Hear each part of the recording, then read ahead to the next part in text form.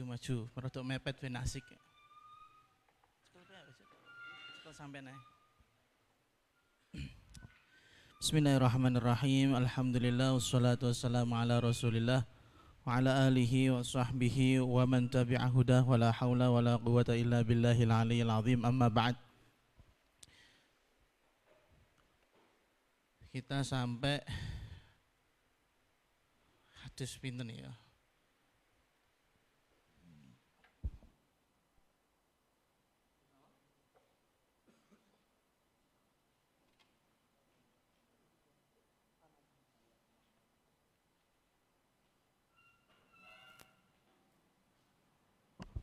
Hadis apa?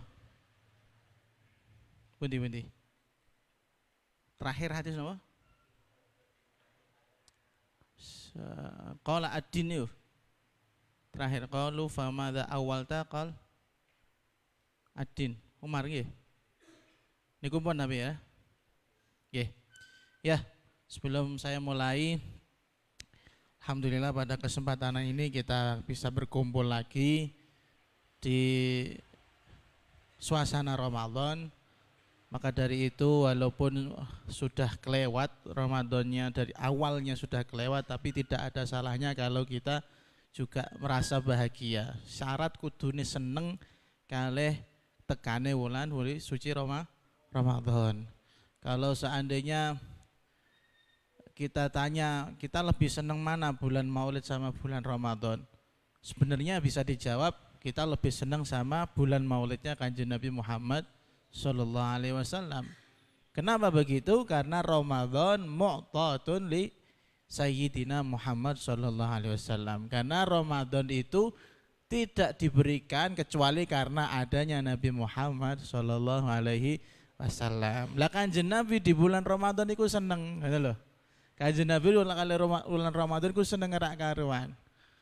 Bahkan ngedate sama malaikat Jibril ya, itu juga di bulan Ramadan untuk murojaah Al-Qur'an. Maka saya minta semangatnya Kanjeng Nabi seneng kali bulan Ramadan kita jaga betul ya, kita jaga betul ben boten termasuk wong sing mlebu neraka. Karena ada sebuah riwayat wallahu alam dhaif atau maudhu, tapi ono ceritane. Di dalam Duratun Nasi diceritakan ada orang yang namanya iku tidak sesuai dengan perilakunya. Ya. Orang yang namanya tidak sesuai perilakunya. Jenenge terlalu apik daripada perilakunya. Namanya Muhammad, bukan sallallahu alaihi wasallam yang ini ya. Muhammad. Tapi kalau dia di selain bulan suci Ramadan, masya Allah mursalnya luar biasa. Sholat ya boten, gawe buku ya boten ya. Majmu' syadzun ya. Iya, majmu' syadz apa majmu' syata itu ya. Menukil kalam saya tapi tidak distorkan ke saya ini. Ya, ini perlu dibedah buku tersebut. Ya, kembali lagi ke cerita. Ada orang namanya Muhammad tapi perilakunya tidak Muhammad. Perilakunya tidak seperti Kanjeng Nabi Muhammad SAW. Tapi kalau setiap bulan suci Ramadan, dia itu istiqbal. Menyambut bulan suci Ramadan itu sangat luar biasa. Sing ditinggal-tinggal diqadha kabeh. Poso sing ditinggal diqadha, sholat sing ditinggal diqadha, kewajiban-kewajibannya dilunaskan semuanya dan sunah-sunahnya pula. Jadi selama 11 bulan maksiat di sahur kabeh tengene bulan suci Ramadan. Sampai pada akhirnya orang-orang balik mati sanyit kan ngoten. Tapi ternyata tidak. Hingga ada seorang sholihin yang bermimpi ketemu sama orang ini ketika dia sudah mati, dia mendapatkan makom yang tinggi di sisi Allah Subhanahu wa taala. Ditanya sama seorang soleh ini, "Lah kowe ku ning donya kelakuanmu kaya ngono, tapi kok iso untuk makom yang tinggi seperti itu?" Lah iya, betul. Saya walaupun seperti itu perilaku saya, tapi kecuali di bulan Ramadan saya berhenti dan bahkan ibadah saya berlipat kali ganda. Ngono ceritanya mah. Lah kita ini kan bukan orang yang bisa melipat gandakan amal gitu ya. Potensi itu untuk itu kayak berat banget nek rak diwajibno karo pondok rahataman rong 2 kali ya mboten mlaku watake. Ini sebate koyo wong cah desa biasa, cah bejen biasa ngono iku ya. Maka minimal ya minimal kita punya semangat untuk bahagia dengan bulan suci Ramadan. Ngoten nggih, dijaga betul. Kita bahagia karena Kanjeng Nabi juga bahagia. Apa niku mawon, kalau memang Anda cinta betul sama Kanjeng Nabi gampang. Seneng Ramadan karena Kanjeng Nabi seneng karo bulan Ramadan. Maka muliakanlah. Walaupun bulan Ramadan bukan termasuk bulan yang Ashhurul Hurum, tapi termasuk bulan yang begitu dinantikan oleh Rasulullah Sallallahu Alaihi Wasallam. Makanya ampun ditunggu Lailatul Qadar itu sekali lagi ya, jangan ditunggu Lailatul Qadar itu. Bocoran go spill ya. Spillnya apa? Sudah disepil sama Rasulullah ketika memang Lailatul Qadar paginya cerah, agak-agak temaram, mataharinya tidak begitu nyentrong kan. Iku ana alamate golek ana esuk-esuk ana apa ora kan ngono. Terus nek ora ana ya terus kan tanggal 17 misale kan. Bismillahirrahmanirrahim. Qala al-mu'allif radhiyallahu anhu wa nafa'ana bihi wa bi ulumihi wa bi barakatihi fid dharain amin. Niki nganu wa anhu. Niki nek sampean do nggo jajan ora apa-apa ya. Do nggo jajan mboten napa-napa. Silakan dikeluarkan dot. Lah mboten napa-napa nggih. Enggak apa-apa. Belajar ku karo sing seneng ngono lho. Belajar kok bethatut ae. Bismillahirrahmanirrahim wa anhu ay an Abi Sa'idin al-Khudri radhiyallahu anhu. Qala terus dawuh sapa sahabat Abu Sa'id al-Khudri. Mboten sini ku ya. Ani bin Umar ngapunten nggih. Leres nggih. Ani bin Umar radhiyallahu anhuma. Den riwayatake saking sahabat Ibnu Umar radhiyallahu anhuma anna Rasulullah sallallahu alaihi wasallam marra. Saat temene Kanjeng Nabi Muhammad sallallahu alaihi wasallam marra niku liwatan. Lewat sinten? Kanjeng Nabi. Ala rajulin nglewati ala rajulin ing atase wong lanang minal ansori saking golongan sahabat Ansor. Terus apa yang terjadi? Wahwa hale utawi rajul. Wahwa hale utawi rajul ya'idhu iku mau idhuh. Ngandani. Berarti nek bahasa mau idhuh ku bahasa hadis ya. Ya'idhu iku ngandani sapa rajul akhahu ing dulur lanange rajul.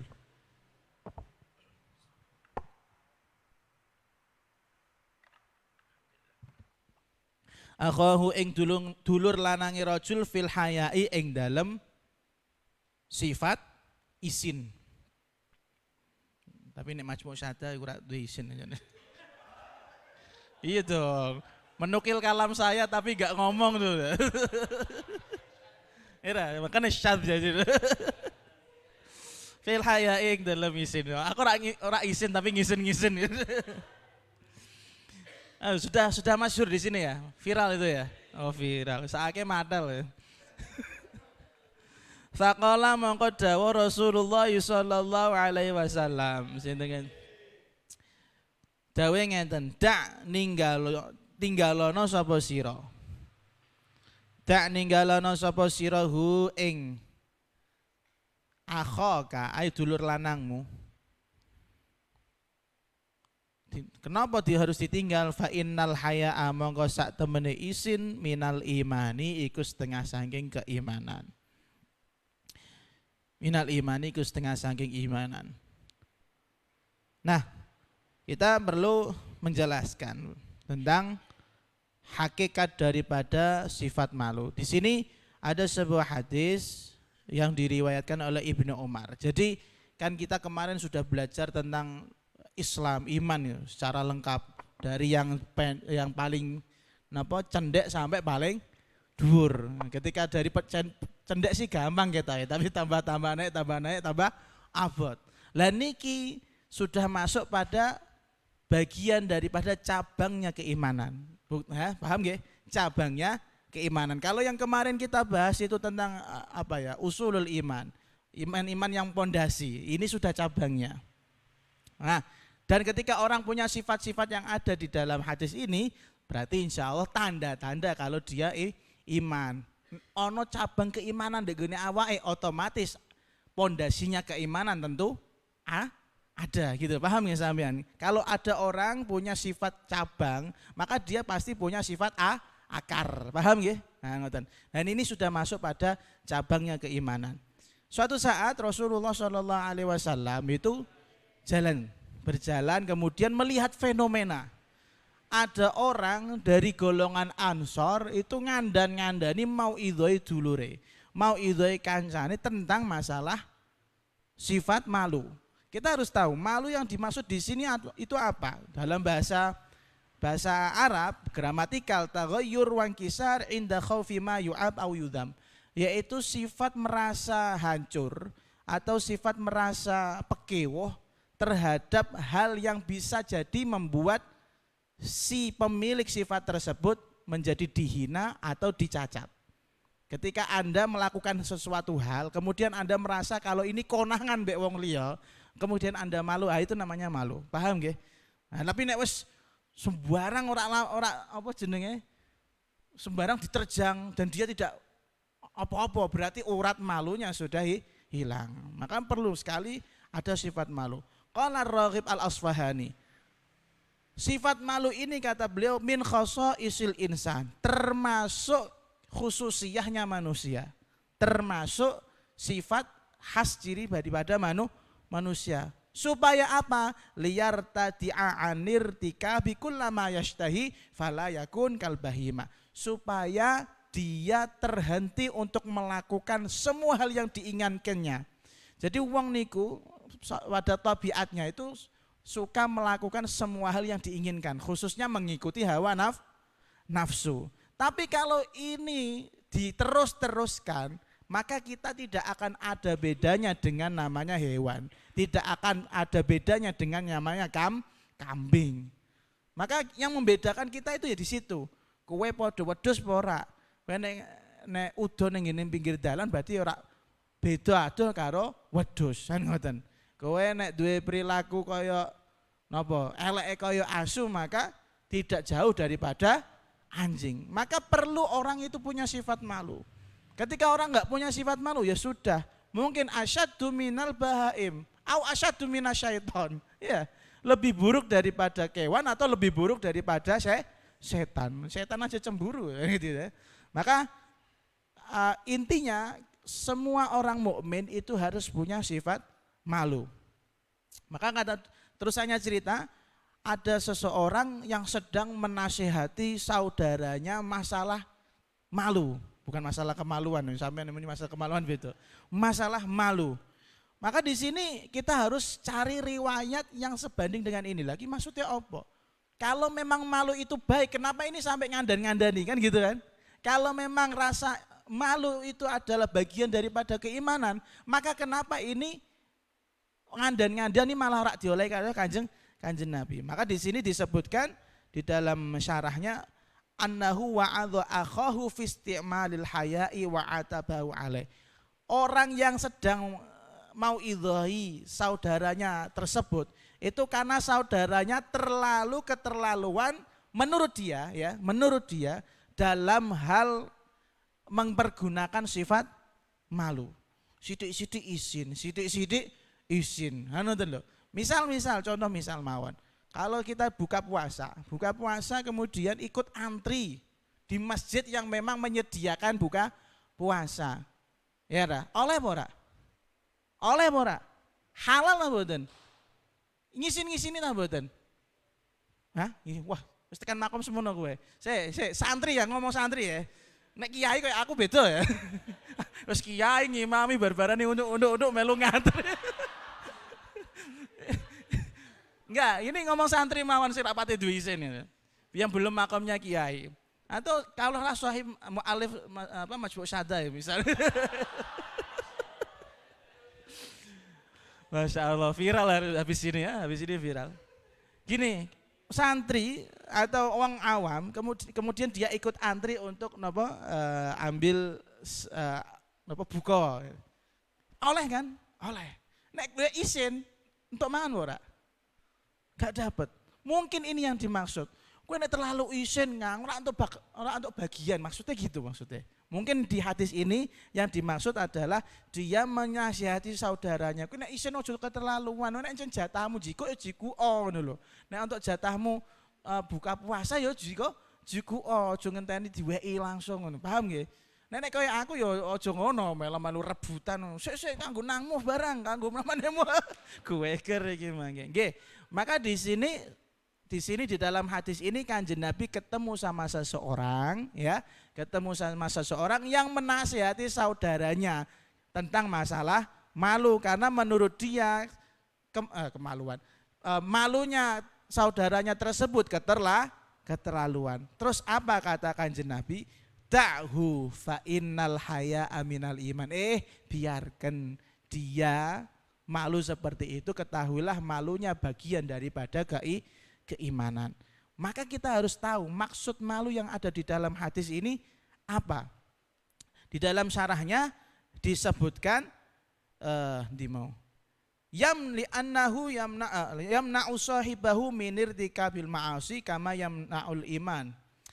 Jadi yang dimaksud malu di dalam ini katakan Nabi al-haya'u minal iman, malu bagian daripada keimanan karena sifat malu tersebut akan menahan pemiliknya daripada melakukan hal-hal yang sifatnya maksiat. Ngeten, sing halal wae isin, apa meneh sing haram. Logikanya gitu, paham nggih? Kayak tadi, rebutan napa? Rebutan buka puasa. Sing ra duwe isin ora masalah, halal-halal wae, iya. Tapi nek duwe isin, ngono wae isin apa meneh maksiat. Ngono wae isin apa meneh golek-golek napa? Ini TikTok susu-susu sing gede-gede misalnya, ya. Gitu aja malu dia. Gitu aja malu, masalah rebutan aja malu. Ngono lho maksudnya. Maka ketika orang sangat memiliki malu yang besar dalam hal yang dalam artinya boleh saja dia itu malu, apalagi masalah ketika dia berhubungan dengan Allah Subhanahu wa taala. Nah, ini yang dimaksud al-haya'u minal iman. Karena orang yang memiliki rasa malu ketika dia betul-betul malu sama Allah, malu sama Rasulullah, malu sama orang-orang sekitarnya, maka potensi untuk melakukan kemaksiatan semakin mengecil. Tapi nek wong terus terlalu kelosen, nah wis terlalu dol rime nggih pun ora duwe isin-isinan, walaupun summiya bi kiai, summiya bi santri, walaupun dia terkenal dengan kiai atau terkenal dengan santri, dan itu sudah fenomena yang sudah ada di sekitar kita mboten ana gontok-gontokan kiai tukaran dengan kiai tukaran mbek santri ini kata karena sudah tidak punya rasa malu. Tapi kalau sudah punya masih punya rasa malu, maka insya Allah yang maksiat, yang halal mawon ditinggal lah pemene sing maksiat. Paham nggih? Ini maksudnya. Makanya sebenarnya kita itu gampang untuk menakar orang itu punya iman ta ora. Duwe isin ta ora ngoten mawon. Duwe isin apa ora. Lah sakniki fenomenanya lucu. Fenomenanya lucu. Ngapunten, saya ini sebagai orang saksinya Mas Ulil sama Mas Taufiki. Sering kali saya ketemu sama pengurus masjid, iya. Pengurus masjid sana, bukan sini. Bejen ini sudah miliknya Rafli sama Azril. Ya. Duo kaceksan, dua bejen. Harus jadi menguasai masjid bejen ya. Harus ya. Saya ini alhamdulillah ditempatkan dengan orang-orang yang Masya Allah mereka punya dedikasi luar biasa untuk memakmurkan masjid. Saya enggak pernah minta jadi imam ya, enggak tahu, enggak pernah minta jadi ngaji kitab Ramadan nggih mboten nate nggih. Tapi dijaluk sampai ngaji tafsir sampai lereti dhewe. Itu sudah perdebatan panjang itu di ruang tamu situ. Saya bilang saya enggak mau ngajar tafsir karena di menara sudah ada kajian tafsir. Jawabnya apa? Lu karena menara sudah ada kajian tafsir, mosok masjid Agung ra ono Gus, ngono piye. Dan saya enggak pernah minta. Dan ketika saya sudah masuk di situ, saya punya cerita yang lucu dari pengurus. Ada orang mau pensiun, tiba-tiba nyodorin namanya sendiri, pakai CV ngomong saya buat dikasih jadwal khotbah dong di masjid sini. Piye jal? Uang duwe isin orang ngono. Gibah nih otomatis. Selalu lutur lah. Ijo ana dina liyane. Nggih ta mboten? Loh, sekarang logikanya wong njaluk dadi khotib. Wong njaluk dadi ustadz kiai ndek gini masjid agung. Masuk sama sampean? Mboten masuk ya? Duwe iman ta ora? Duwe, tapi rak duwe isin. Ngono to. Duwe iman ta ora? Duwe tapi rak duwe isin. Lah wong koyo ngono iku wis cetha, katanya ustadz, katanya kiai jaluk jadwal, bayangkan. Kalau jaluk jadwal, dapat jadwal otomatis dapat cuan. Mikirnya kan ke sana. Fair-fairan mawon, itu yang terjadi. Bahkan beberapa tempat khidmah, mbah niku pondok, mbah niku madrasah, mbah niku napa masjid mushola, ya, pengurus yayasan. Itu kan ngapunten, lahan-lahan basah untuk Rafli guyu wis buater itu. Lahan-lahan basah untuk mengeruk napa bantuan-bantuan dari masyarakat. Lu ngono iku yo tegele ana sing jarene wis kiai, jarene wis ustad, nggih, jarene santri, yo ngoten doyan niku piye. Maka ketika dia enggak punya malu ya sudah. Yo duwe iman tapi ra duwe isin. Nah inilah yang perlu kita tanamkan betul-betul. Sudahlah, yo gremeng nemburi biasa nggih. Wong kok sing mimpin iku misale, kok sing khotbah kok iku malah mending aku misale kayak gitu ya. Tapi kan nek ngasek muni, aku ae Pak Ketua Masjid tolong sesuk Jumat depan ganti khotib itu, saya yang maju. Wah ngisin-ngisini. Dan itu sudah banyak sekarang. Nek ora melu ngono, ora melu jatah piye jal. Aku yo bingung. Lo kalau rebutan duit iki rada-rada, rebutan posisi sebagai imam, sebagai khotib, sebagai kiai. Bingung aku ngrasakno. Bahkan ono sing nyodor-nyodorno anake, ayo niki anake kula nggih pinter kok ngono. Astagfirullahaladzim, wong tuwa model apa ngene iku. Nggih ta mboten. Makane ini perlu kita tanamkan. Kalau memang tidak diminta ya jangan maju, tapi kalau diminta wajib menuntaskan kewajiban ya. Ini tak notekan dindi, muga-muga sampean paham, karena kita masyrabnya Abuya, masyrabnya saya atau gaya hidupnya Abuya dan saya insya Allah jauh dari yang namanya nyenggol wong rono rene. Paham nggak mboten? Nyentang wong rono rene. Ora gila jabatan, ora gila kehormatan. Walaupun dalam hati kecil saya pengen dihormati, itu wajar. Tapi nek sampai berusaha, piye carane aku iso ngalahno liyan, ha iki repot. Piye carane aku iso diundang dadi kiai. Dulu saya pernah di fase itu, setiap mau itu ada flyer saya upload. Sekarang saya enggak upload flyer saya, tak potong, tak crop terus. Butuhe kangge napa?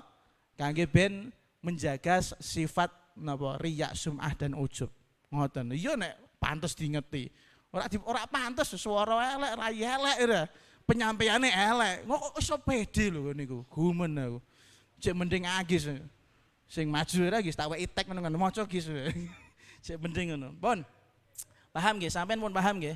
Gus Jul kemudian gawagis yang sudah punya pondok nek masalah niki ora masalah isin ora isin, kewajiban Anda untuk memimpin pondok. Ngomong di pondok dhewe kok malah ngisini pondok dhewe lagi. Dol wae pondoke, dol wae. Ora iki lho, Mas Buk Sada iki ben ngurip-ngurip pondoke mbahane barang gitu. Bon. Lanjut ya. Yang deket-deket sama masjid, nah hati-hati. Wa anhu radhiyallahu an Abdullah bin Umar radhiyallahu anhuma. Anna Rasulullah sallallahu alaihi wasallam qala umirtu an uqatila. Umirtu den perintah sapa ingsun. Umirtu den perintah sapa ingsun an uqatila ing yen to merangi. Ora mateni lho. Nek aketula ya mateni. Uqatila merangi. Sapa ingsun annasa ing wong akeh. Wah, manusa sing model piye?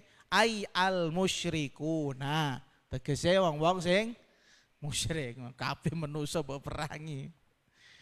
Nek urung syahadat ing ngarepanmu ndung mbok pateni ngono. An uqatila ing yen to merangi sapa ingsun annasa ing wira-wira wong akeh ai musyrikun. Hatta yasyhadu sehingga padha nyekseni sapa musyrikun an la ilaha illallah ing yen to la ilaha illallah. Wis ma'ruf nggih maknane. Wa anna Muhammadar Rasulullah sallallahu alaihi wasallam. Niki rasa tak maknane nggih.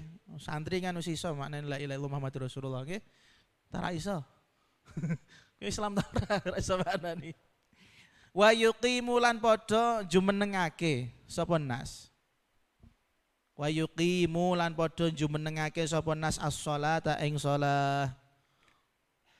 Wa yu'tu lan padha mbayar.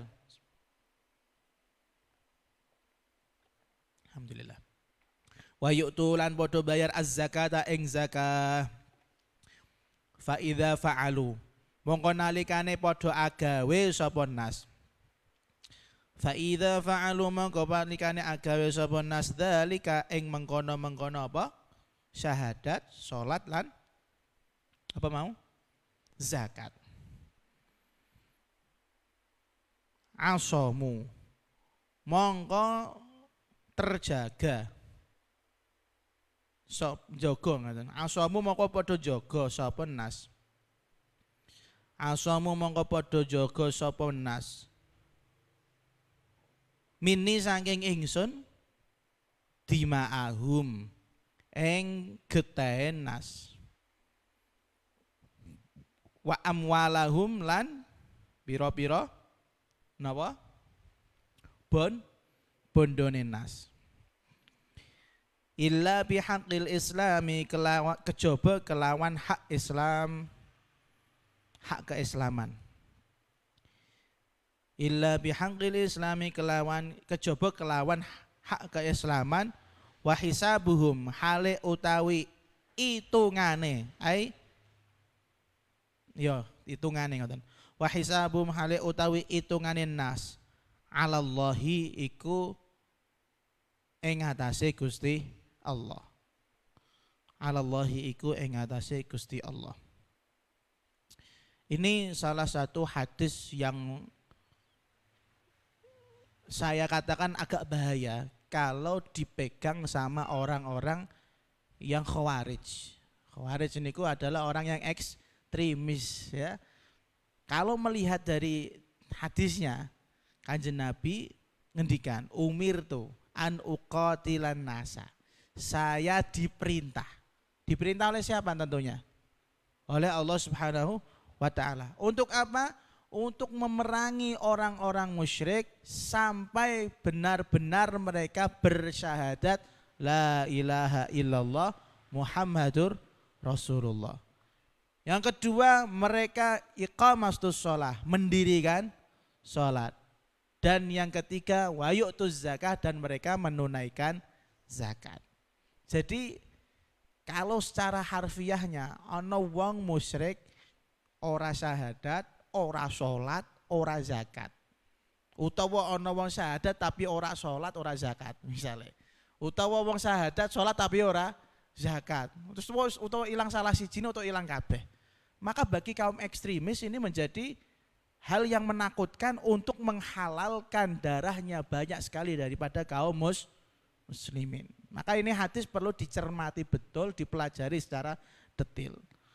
Tapi di zamannya Kanjeng Nabi kita bisa mengetahui mana yang betul-betul musyrik, mana yang betul-betul muslim. Karena semua yang dihadapi oleh Rasulullah SAW itu informasinya langsung dari Allah Subhanahu wa ta'ala. Muhammad itu fulan kafir, perangi.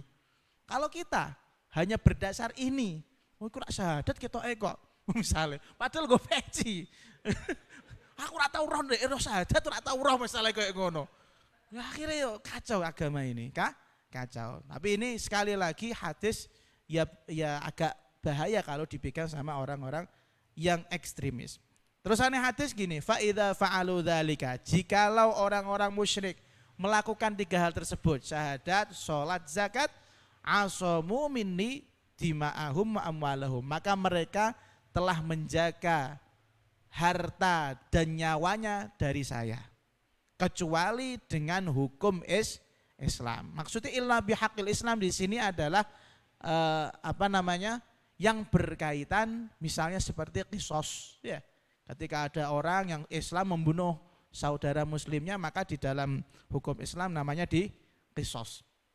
Wa hisabuhum 'alallah, dan Kanjeng Nabi menutupi statementnya dengan kata-kata wa hisabuhum 'alallah. Kalau sudah seperti itu memang betul-betul sholat, betul-betul zakat, syahadat, hisabuhum 'alallah, urusannya langsung sama Allah bukan sama saya. Itu Kanjeng Nabi loh. Lah kok ada orang ekstremis hanya berdasar aku ora tau roh wong iku syahadat.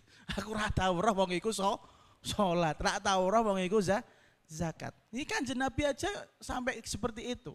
Alias tidak hanya kriteria itu terus gampang untuk membunuh orang, dan bahasanya uqatil qatala yuqatilu, berarti saling berperang. Ada berapa pihak?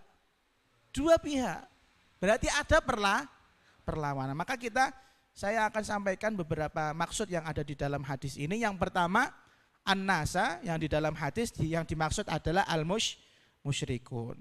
Terus yang kedua, hukumnya orang yang sudah syahadat, sudah menunaikan sholat, menunaikan zakat, ya, secara hadis di sini kita tidak boleh untuk memerangi mereka. Paham nggih? Ini zahirul hadis. Lalu yang ketiga, kenapa yang disebut hanya masalah sholat sama zakat? Kenapa ndak haji, ndak poso? Kenapa nggak dibahas?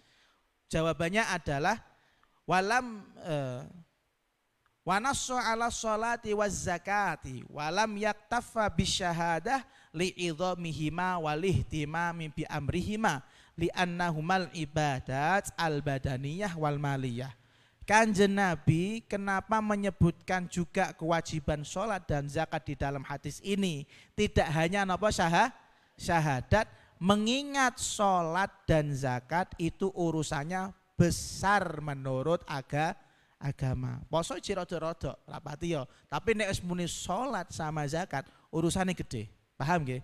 Urusane gede. Karena salat dan zakat itu adalah ibadah badan, dan yang satu ibadah berupa mengeluarkan harta. Maka dari itu ada slogan as-sholatu imaduddin. Salat adalah tiang agama. Waz zakatu qantaratul Islam. Qantarah. Apa artinya? Zakat itu adalah pembayaran harta di dalam agama Islam.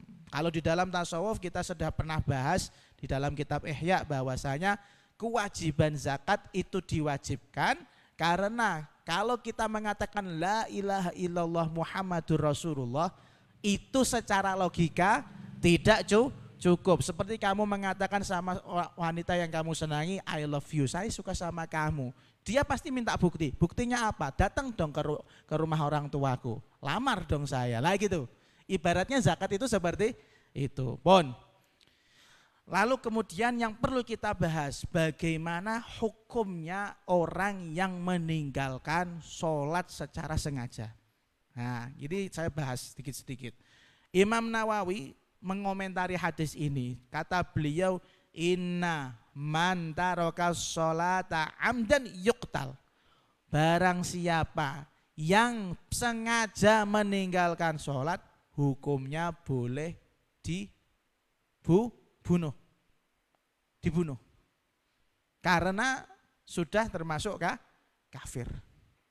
Paham? Ini madhabnya siapa? Imam Nawawi. Sekali lagi ini ngomong madhab. Saya enggak mengatakan harus dilaksanakan loh. Ini ngomong madhab, laksanaan medeni wong. Ono kancamu lagi ketinggalan sholat subuh, pateni ngono lah repot. Boten sing ngoten niku. Wong sing bener-bener meninggalkan sholat, betul-betul sengaja meninggalkan sholat, yuqtal, boleh dibunuh. Kemudian kalau meninggalkan membayar zakat, bagaimana? Menurut Al-Imam Al-Kirmani, Kirmani coba ede ngono akhir kok malah akhir. Kata beliau Al-Kirmani bi anna hukmahuma wahidun lishtirakihima fil ghayah. hukum antara sholat dan zakat dua-duanya sama. Alias kalau ada orang yang meninggalkan zakat menurut Imam Kirmani, laisa syukir ya, kata beliau itu hukumnya juga harus dibunuh. Sekali lagi ini ngomong hukum, boleh dibunuh. Wong ora bayar wong ora sholat, ora bayar zakat, hukumnya darahnya halal untuk dibunuh. Karena orang yang meninggalkan sholat, orang yang tidak mau bayar zakat termasuk kafir. Kemudian kita tadi sudah memberikan isyarah. Dawuhnya Kanjeng Nabi bukan an aqtula, bukan saya membunuh, tapi an uqatila, saya memerangi. Berarti di sini ada pemahaman orang itu kalau sampai diperangi itu tentunya ada step-stepnya terlebih dahulu. Maka para ulama mengatakan ketika ada orang yang meninggalkan sholat, meninggalkan zakat, itu harus didekati lebih dahulu. Kenapa dia nggak mau sholat? Kenapa dia nggak mau zakat? Kalau memang karena ketiduran, ya wis tangi sono sholat to, kodo kan ngono. Ora langsung, wah iku rak sholat iku, ayo jam itu pateni ngono. Mboten ngoten carane. Ditanya dulu kenapa kamu nggak sholat? Kemudian kalau memang karena kebodohan, kalau memang dia nggak tahu hukumnya sholat subuh itu wajib misalnya, diajari. Nah, diajari itu step kedua. Kalau kamu nggak bisa ngajari, antar ke orang yang bisa ngajari. Nah, antar ke orang yang bisa ngajari. Tapi kalau al-israr ala hadza, dia terus-terusan dikandani ora ngempan, di sowanke, disuwuk ora mandi. Nah, itu baru boleh qatala yuqatilu, ngejak geger ae gelut. Nah, ngono lho. Nggak baru gitu, jangan langsung sidik-sidik an uqatila dawuh Kanjeng Nabi, wah enggak bisa.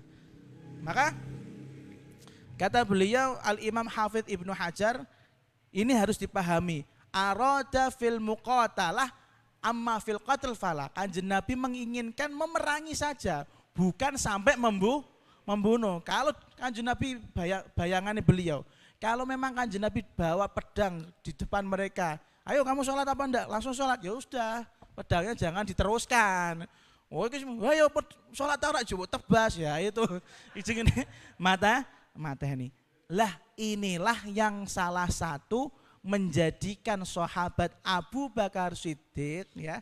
Abu Bakar Siddiq tidak pandang bulu bagi orang yang meninggalkan sholat atau tidak membayar zakat. Ketika Khalifah Abu Bakar Siddiq sedang memimpin kan terjadi murtad besar-besaran. Orang-orang tidak mau bayar zakat. Apa yang dilakukan Abu Bakar Siddiq?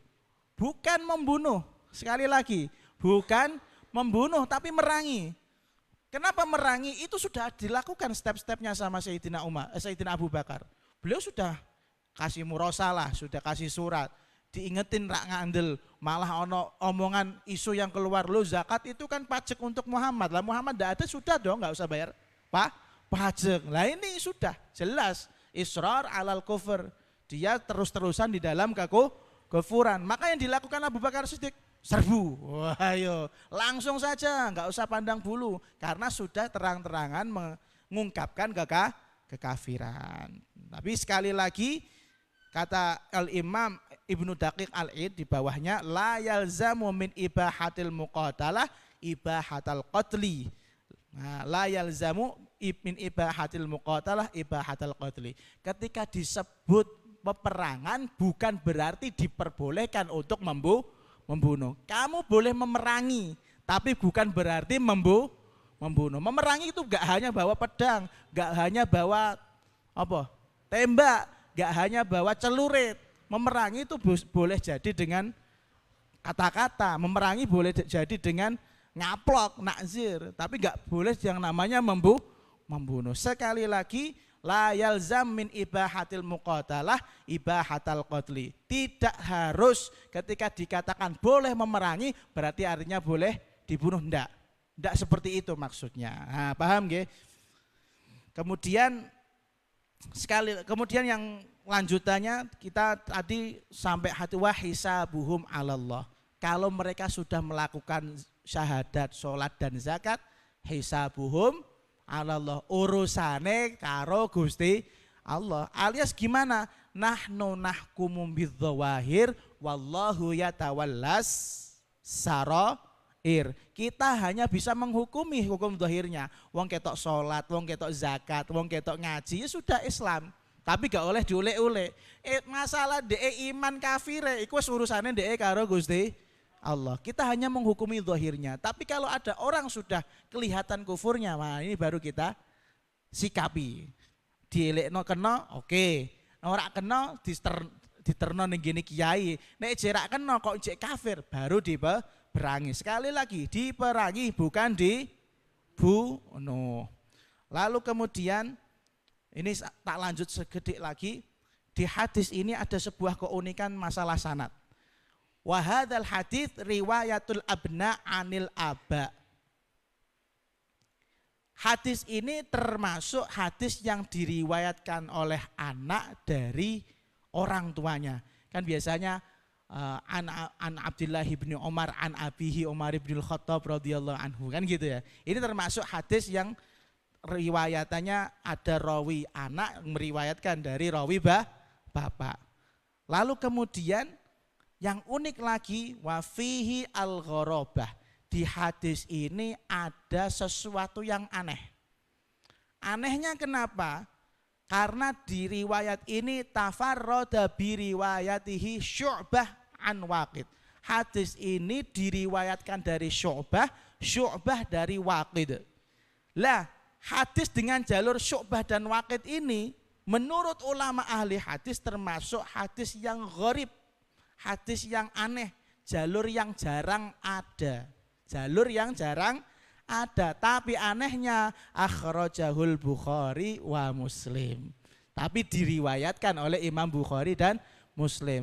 Kenapa diriwayatkan oleh Imam Bukhari Muslim? Karena walaupun aneh jalurnya, tapi dua-duanya disepakati thubutul liqa wa thubutus sama. Dua-dua antara rawi Syu'bah dan Waqid benar-benar guru dan murid, benar-benar pernah ketemu, benar-benar saling mendengarkan hadis ini. Makanya Imam Bukhari dan Imam Muslim mengeluarkan hadis ini.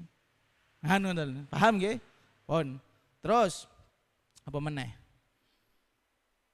Ya, lalu kemudian yang perlu kita sampaikan terakhir sebelum kita tutup, ma hukmul a'rab sukkanil badiyah alladzina la yaf'aluna syai'an minasyar'iyyat illa mujarrad at-takallum bisyahada hal hum kuffar amla. Bagaimana hukume wong-wong desa sing nek ngene pinggiran ora reti agama Islam, ndek KTP-ne Islam, kafir apa muslim? Mah kowe repot. KTP-ne Islam, salate ora, KTP-ne Islam, posone mokel, ora trimo yo ketoke melu sahur tapi kok mokel ngono lho. Dan ini banyak loh kasus seperti ini. Kafir ora? Repot iki. Kafir apa? Ora. Maka kata Al-Imam sapa iki? Al-Imam Asy-Syaukani, kata beliau, kalau memang dia KTP-nya Islam, kasarane ngoten nggih. KTP Islam, identitas Islam, KUA-ne gitu, kawin agama Islam misalnya. Tapi dia meninggalkan rukun-rukun Islam tersebut karena memang betul-betul nantang, maka hukumnya boleh diperangi. Sekali lagi, boleh diperangi, ora dibunuh. Sembarang mbok bunuh ae. Wis nyamuk ae patenono, cecek ae patenono, menungso kok mbok pateni, gawene ya angel kok. Lah, paham nggih? Orang-orang yang ngaku napa? Islam, KTP-ne Islam, tapi kalau dengan syariat Islam kok orang nglakoni, bahkan menentang, ya, bahkan mengkritisi. Ini orang yang sudah jelas hukumnya kafir menurut Imam Syaukani, boleh diperangi.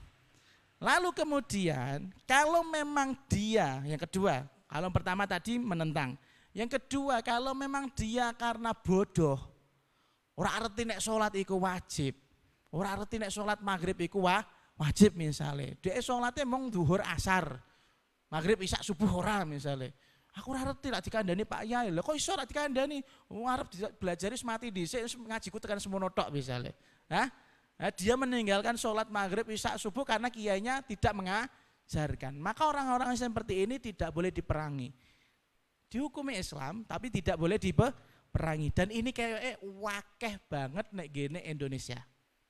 Mungkin di antara wali murid ana sing koyo ngono ya. Di antara wali murid ana sing kaya ngono. Wis anggere ngaku ae ra apa-apa, ora usah isin mumpung mondok sampean kewajiban untuk ngandani.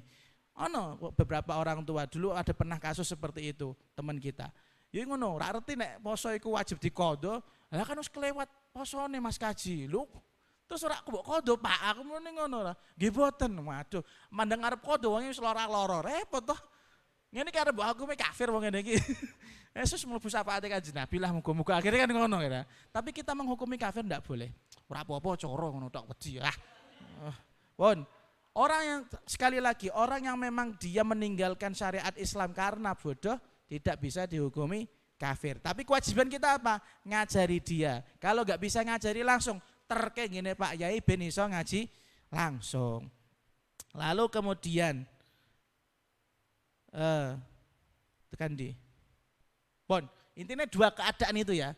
Pertama dia nentang, yang kedua dia tidak tahu. Nah ini mungkin yang kedua inilah yang terjadi banyak sekali di Indonesia.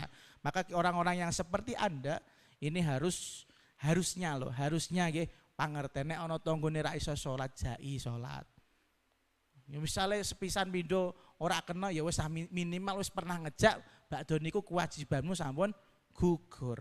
Lalu ini ada satu lagi pembahasan wa qad ikhtalafal muslimun fi ghazwil kufar ila diyarihim hal yushtaratu fihil imamul a'zam amla. Pembahasan yang sangat bahaya.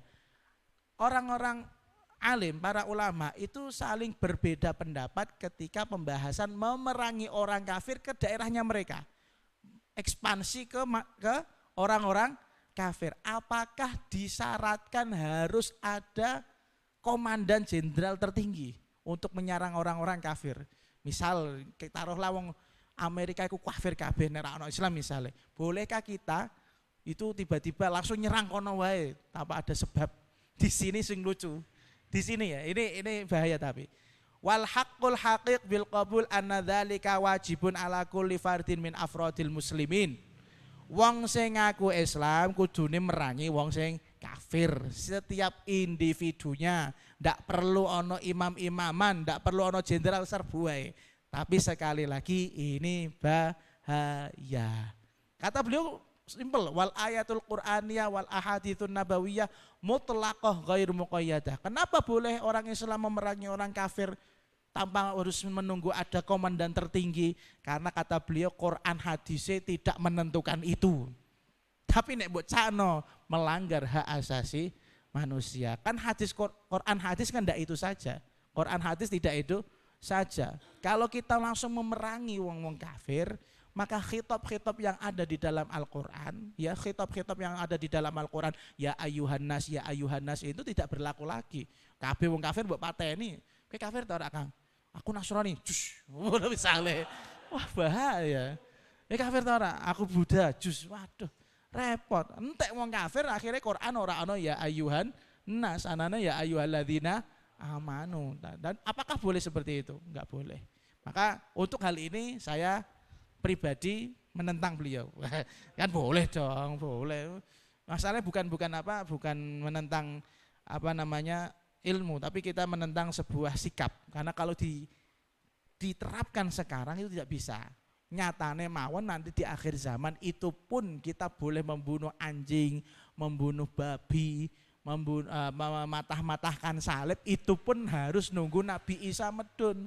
Kudu nunggu sapa? Imam Mahdi muncul. Lah aku mau ketemu Imam Mahdi karena Nabi Isa, masih iku wali, masih iku nabi, emoh lah apa ketemu Nabi Isa. Sampeyan pengen ketemu Nabi Isa?